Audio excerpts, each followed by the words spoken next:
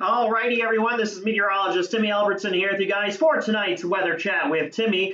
We got to take a look at some storms down across the Red River Valley area of Texas and Oklahoma. I say that because, believe it or not, there's also another Red River Valley that is in parts of Minnesota and North Dakota over around the Fargo area. So we're going to take a look at the southern Red River Valley, the one that is down in Oklahoma and Texas. They got a few strong storms there right now. We'll also take a little bit of a look over at Hurricane Lee. With that in mind, though, before we begin here, before we go any further, just want to point out that for those of you who have subscribed to this particular YouTube page, and I'm talking about the AWSC one, you might notice that there is actually two separate YouTube pages for our channel. So what's going to be happening is we're going to be moving the weather chat to the main YouTube page. So I'm going to go ahead and show you what that looks like here really quickly. We're going to take a look over at the screen here. We'll come back to all these flights that you see here in just a moment.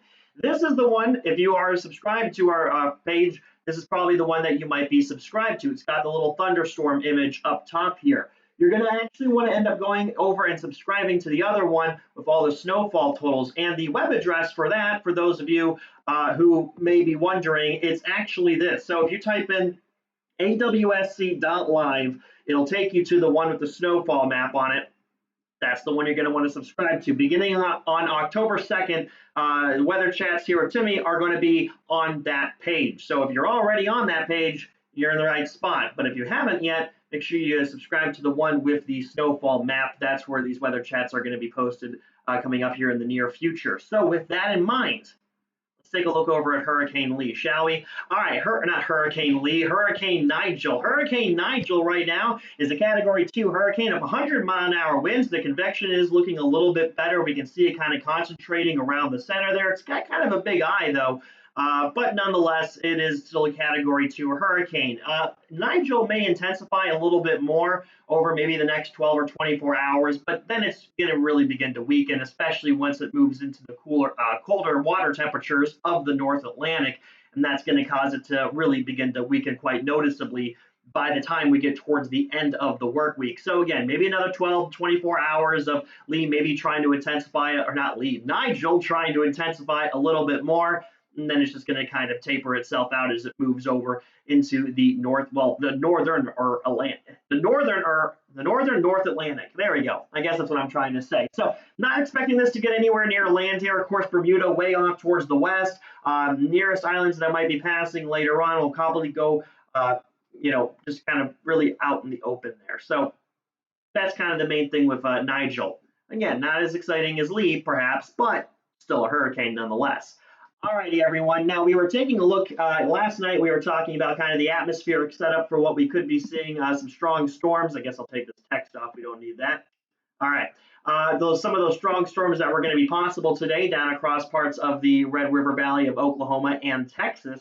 And as a matter of fact, we actually have some that are kind of firing up right now. So we're going to go ahead and take a look over at the radar here, and we'll take a look at some of those storms. Then we'll kind of take a little bit of a look at the atmospheric setup here. Let me go ahead and flip over the screen here, and there we go. We got this kind of general severe thunderstorm watch that is in place, and that is pretty much right around the southwestern part of Oklahoma going into parts of the Texas Panhandle. Again, this is kind of the bigger cities around this area. Lubbock is too far off to the west. Same thing for Amarillo. But it does include parts of the western Oklahoma City metro, as well as Lawton, Oklahoma, and then, of course, parts of the Red River. And then once you head over to Wichita Falls in Texas, and then going back over a little bit to the west there. So, as I jokingly said earlier, this is the Red River Valley. We talk about that a lot. The Red River is what kind of the border of Oklahoma and Texas, at least, for the southern part of it, the southern part of Oklahoma. That's where the border is. It's on the Red River, not to be confused with the Red River of the North,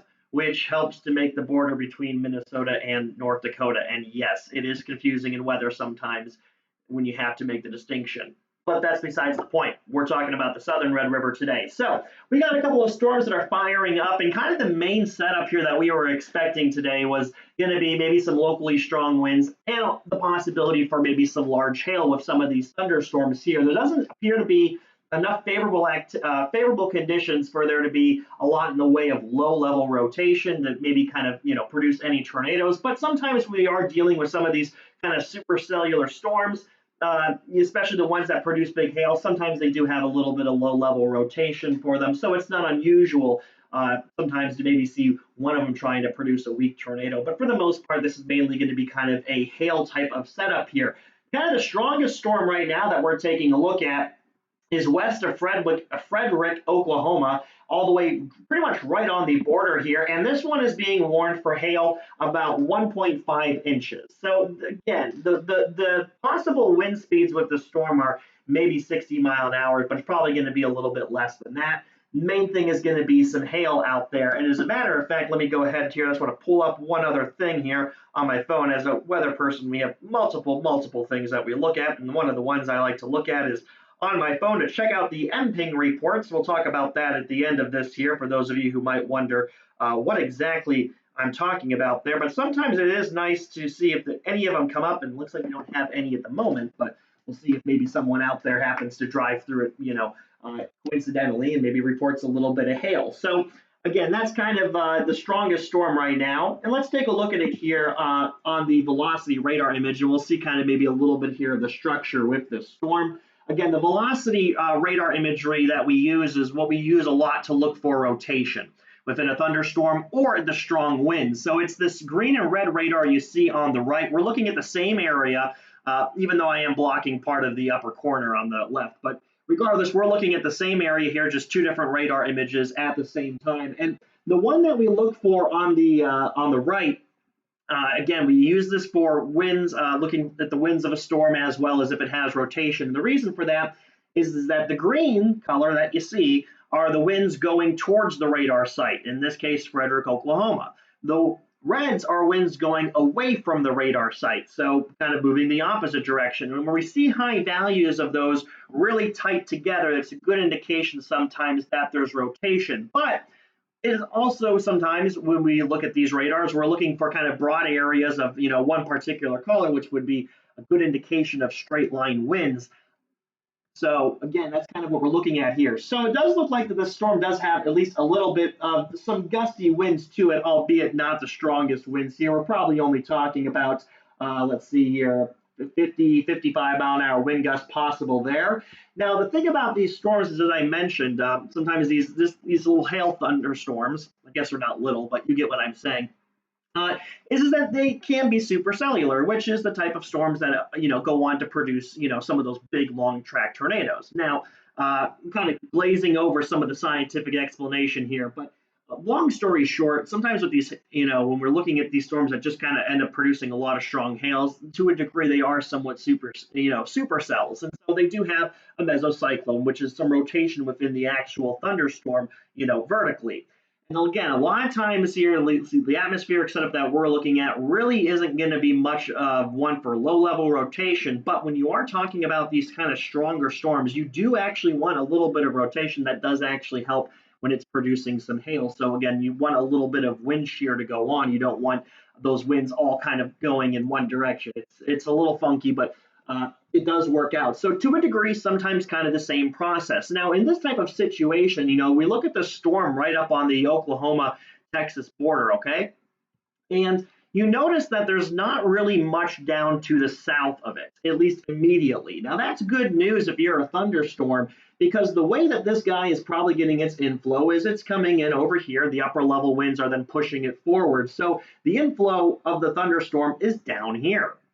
So you don't want rain right where the inflow is trying to come in, because that's cooler, dense air, which is not good if you're a thunderstorm. You want to lift warm, moist air. It's a lot easier than trying to lift heavy, wet, rain-cooled air. So sometimes in this situation, when you look at this particular storm, is that it does have a little bit of an opening. So we'll see here maybe if we can get some inflow notches to kind of, show up here on the radar. And if we were looking for tornadoes, generally, that's kind of the area that you'd want to be looking at. Again, is where the inflow is, which for the northern hemisphere generally tends to be on the southwestern side of the storm.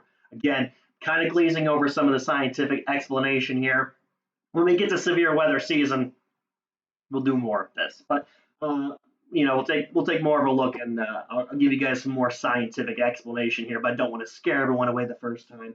So again, we can kind of see here a little bit of, probably that mesocyclone within that storm, that little bit of mid-level rotation. Again, it's not strong, doesn't have to be, but it is, at least some rotation ongoing within that storm. So we'd kind of be looking around that area, the inflow here. Now, why are we talking about the storm that's just to its north?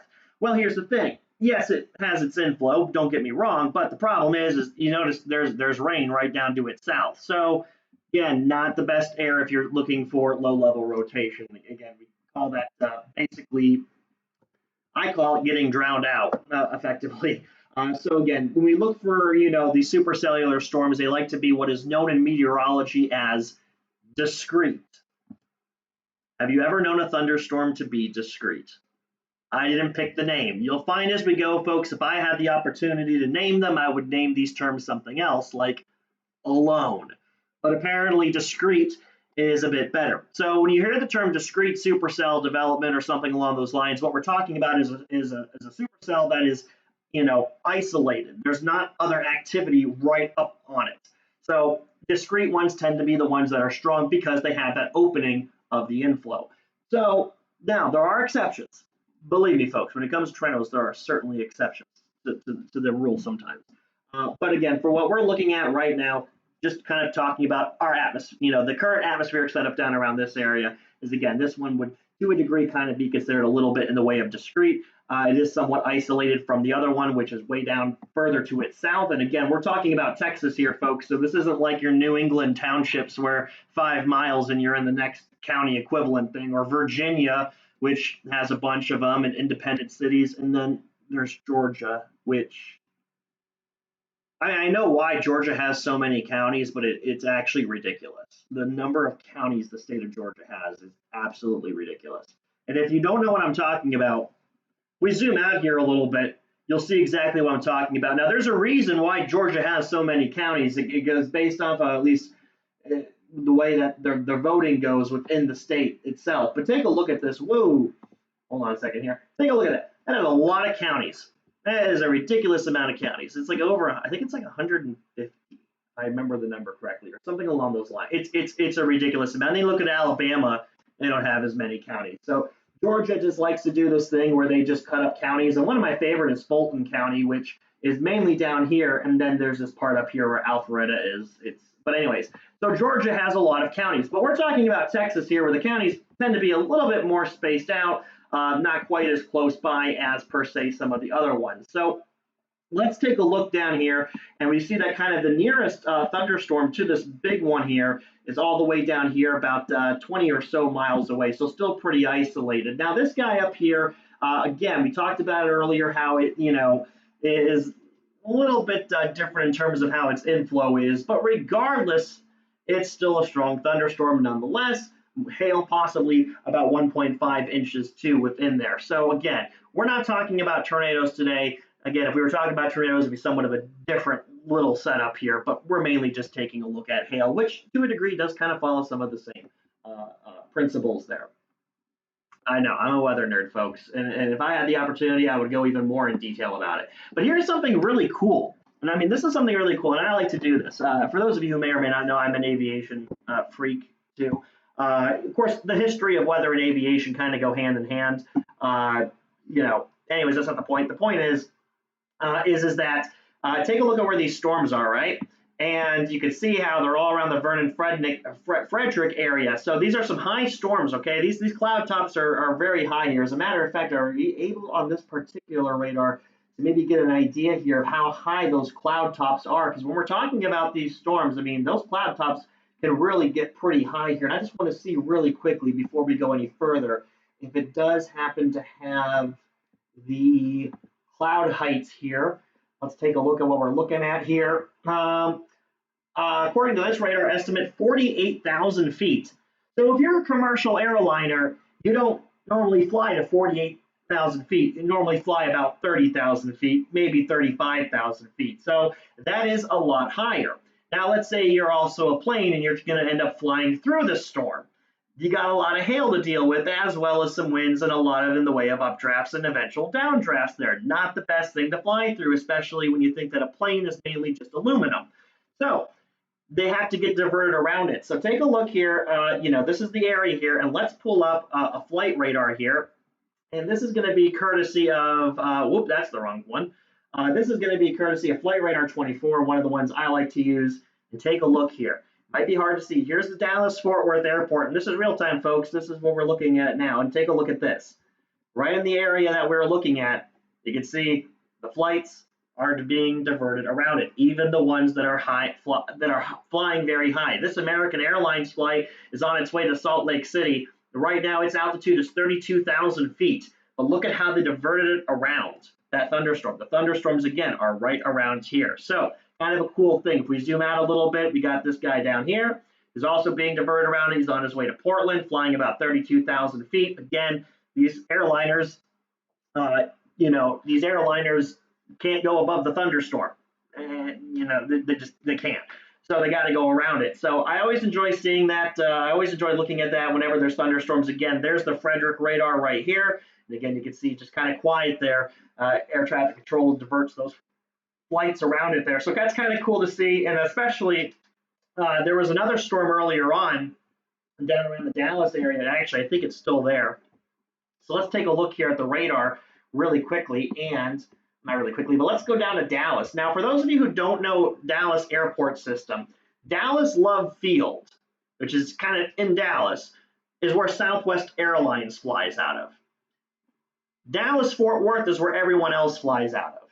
So again, Dallas Fort Worth is down around this area here, and I believe Love Field isn't too far away, but I don't exactly remember where in particular it is, but there are two separate airports there in Dallas. So regardless of the fact, we got this storm that is right there. If you are trying to take up from the Dallas area, right now, my guess here is they probably have the runway, they probably have things being lined up on the runways a little bit differently. So let's go ahead and take a look at here at the Dallas area and see how they're bringing these aircraft in today. So again, there's Love Field right over here, I believe. Yeah, that's Love Field, and here's Dallas Fort Worth Airport. That storm that we were looking at is right here. So let's see here how they're let's see how they're getting these planes out. So they're bringing them in on this runway here, and so it looks like they're going to be getting them around the storm as the takeoff happens. So kind of cool there nonetheless. Again, this guy coming in here too. Let's see who this is. This is a UPS DC-10. No, MD-11. I'm sorry, MD-11. They look the same, but that's not the point. So you can see here on this little guy how they kind of bring it around where that thunderstorm is. Now, again, don't get me wrong, folks, there's also a pattern they do anyway, even if the weather's clear, they bring them in certain directions. But again, we have that thunderstorm just up to the north, so they can't, bring the landing aircraft into that. So kind of cool for those of you who enjoy that type of stuff. All right, so what is that storm in the Dallas area being warned for? Well, let's go ahead and take a little bit of a look here. It's going to be warned for about 60-mile-an-hour winds, so it doesn't appear to be as much of a hail type of situation with this particular thunderstorm. Let's see here if we can't get, see it's right up on the radar site. So radar seems to be having a little struggle of trying to get the immediate air. That happens sometimes with radar, is kind of cool. But sometimes when you get these heavy storms that go right over the radar site and kind of dilute the signal just a smidge for a few moments, and makes it a little tricky to tell sometimes. But anyway, that's 93 degrees over at the Dallas Fort Worth airports, and back here behind that thunderstorm, temperature there near Denton is 72 degrees, so a little bit more pleasant there, but still pretty muggy nonetheless. All right, so that's kind of what's going on with that. So as we work our way through the rest of the next couple of hours, I guess I should say, yeah, they're going to be dealing with some of these scattered storms, producing some hail and maybe even a little bit in the way of some gusty winds. We got this little frontal boundary that's kind of stalled out there, so they're going to kind of ride along that more or less. We got this little guy over here up in Oklahoma, not too far away from Kingfisher, Oklahoma. But again, that mainly just looks to be for about 1-inch size hail and maybe 60-mile-an-hour wind, so right at the threshold there for what would be warned, severe thunderstorm warning at least. So that's kind of a look at what's going on. I think it's quite interesting, as a matter of fact. Now, what will be interesting to see here is, do we have any, let's see here, do we have any cameras nearby? Yes, we got a couple nearby. And it looks like someone has found interest again with this stronger thunderstorm. So let's see here if we can't maybe kind of get a quick little look here at what this particular storm chaser's got. Holy crap. I got zero visibility. That's a lot of rain. Oh, there's a truck. Okay. Oh, man. That's a heavy downpour. Be interesting to see if he runs into any hail there. So yeah, so that is a look at that one storm we were taking a look at a few moments ago. That's out around the that is out around Look at this, the rural. Gotta get out of it. So look at this. got some really good winds on it. Look at that. And looks like there is some hail there. So it does look like they got some hail. Let's take a look to see how large that hail is. This is a pretty good shot, folks. Let's take a look here. This is from Brandon Coptic. We'll have the name tag up there. So you're getting quite a bit of winds here. That's pretty cool. And it does look like there is at least a little bit of hail happening there. At least it did a few moments ago. You can see it there. I have a monitor here. That's why I'm looking this way. It's the same thing that you see there. And apparently a giant hand. But yeah, look at that. It's a pretty good wind there. So I'm guessing here, if we were to flip up to the, if we were to pull back up the radar, let's see here. He's right here, so it looks like, it's tricky to tell what direction he's looking at, though, but he's going to be right there coming up on the center there of the hail. So this is where this guy is, right there. Oh, big hail. And then it looks like it should be passing over him in just a few moments. So we'll stick with this for just a couple more moments here, and we'll see, how much hail this guy gets. Like I said, I'm looking at another radar down there over there, and yeah. So certainly a heavy downpour down there, that's for sure. It's at least raining, so we know the radar is good. What we're just looking for at the moment is hail. I'm just curious to see where this guy is.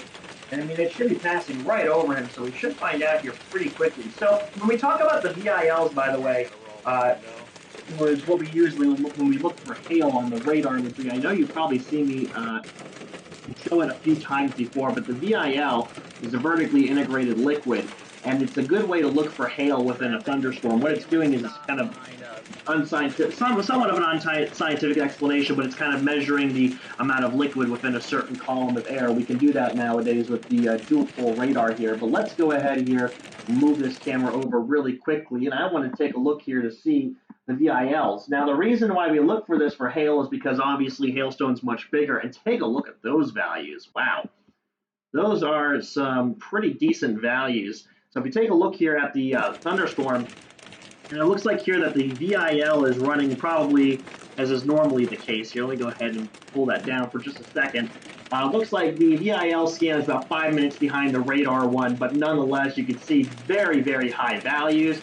That is some pretty big hail, and that's what that's being warned for. Hail possibly 2 3/4 size inches. That's pretty cool. Let's see here if that guy happens to get any of that. Though I will say, though, if you're dealing with that, you're probably going to get a broken windshield. But hey, that's what makes the fun of it. All right, let's take a look here. Oh, look at that. It's kind of almost maxed out right there on the screen here. So we're going to see here, unless, of course, this guy just happens to lose video signal right at the best part. But my guess is it looks like he is moving, and it looks like he's trying to line up with that more or less here. And we'll see here if we can get that video feedback, because I am very curious to see if this guy is going to manage to get any little bit of hail here. If he's moving, it looks to be like down the interstate, or the highway here. Would be, let's double check here. Why we got it. This is 287, excuse me, US Highway 287. So at this point, what we're looking at is kind of moving here. So I'm guessing he's trying to catch up with this part of the storm right here. Now, the problem is that if he tries to turn, he's going to run right into that town. But regardless of the fact, we should maybe start getting some information. And while we're on the topic, let's go ahead here and see if we can't go ahead and get some of those storm reports up. Whoop, that's the wrong one. We want to get some storm reports up. So let's see if we can't get them on. So now we'll know if we can get an official observation at some point. Hasn't been any yet. Again, folks, this is not the high populated area of Texas or Oklahoma, so I mean, let's be real. Reports will probably be a little bit few and far in between. So, again, the person that we were looking at, chaserweather.net. Alright, so, looks like he is going into the town. I would imagine here, that's exactly what he's doing. Or trying to get up to that town here. So we'll keep this video feed up here for just a few moments. I just want to see if this guy manages to actually catch up with some of that hail. Now, for those of you who haven't driven through hail before, it's pretty fun. But it can also be a little nerve-wracking, especially when the hailstones start hitting your windshield at about 100 miles an hour. But that's the fun of something.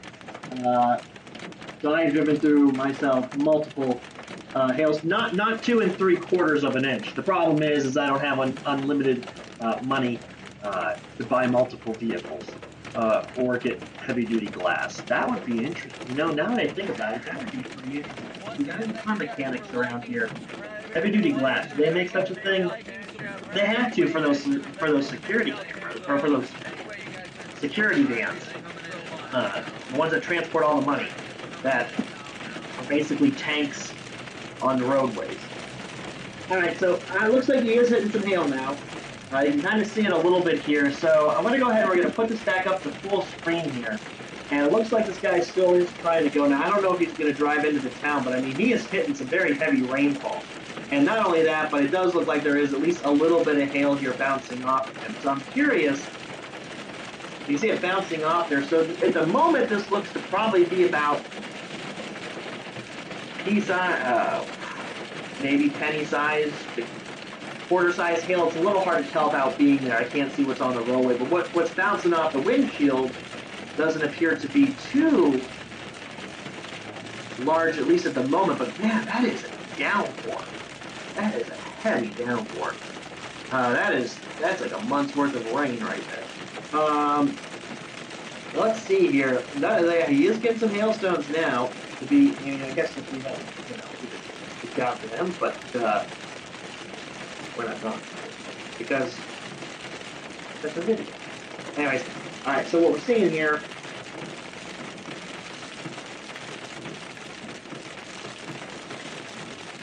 The wind is also kind of interesting too. I mean, it's looking like he's getting some. Let's pull it up on my radar here. It's interesting because the wind that looks like they're getting looks to be slightly more than what we're seeing on the radar image, but not by much. So you might have, well, that's difficult to tell.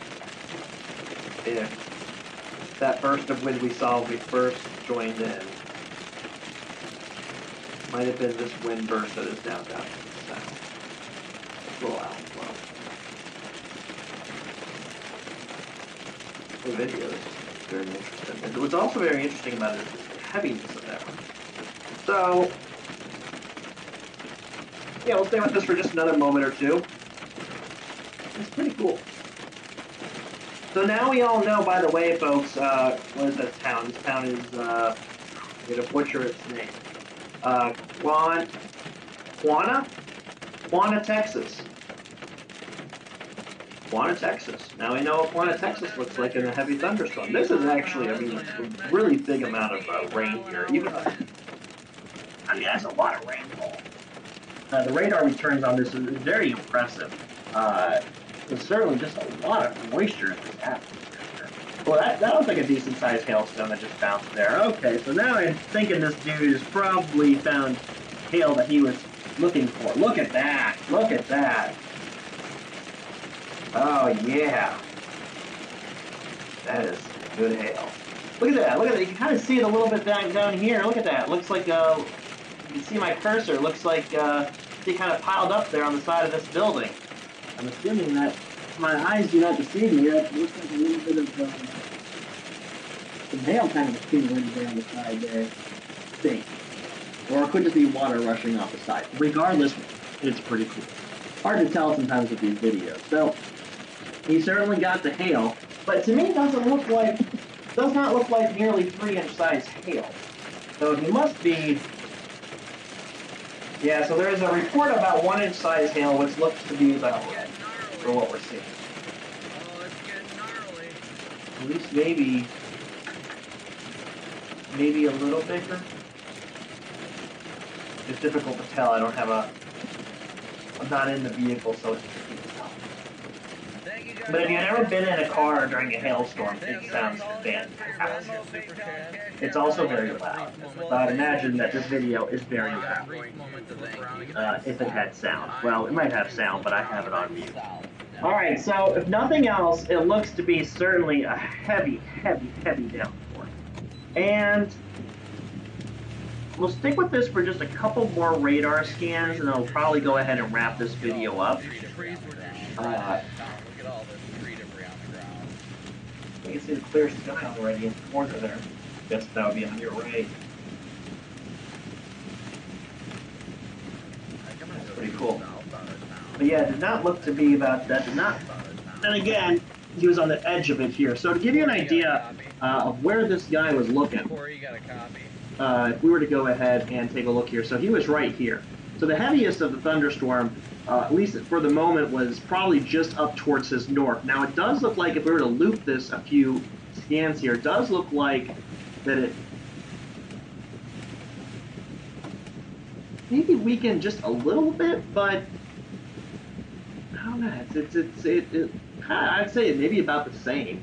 The front end of it looks like it kind of fell apart a smidge, but the back side looks like it's still doing pretty well. So this guy, in case you're wondering, was right down here.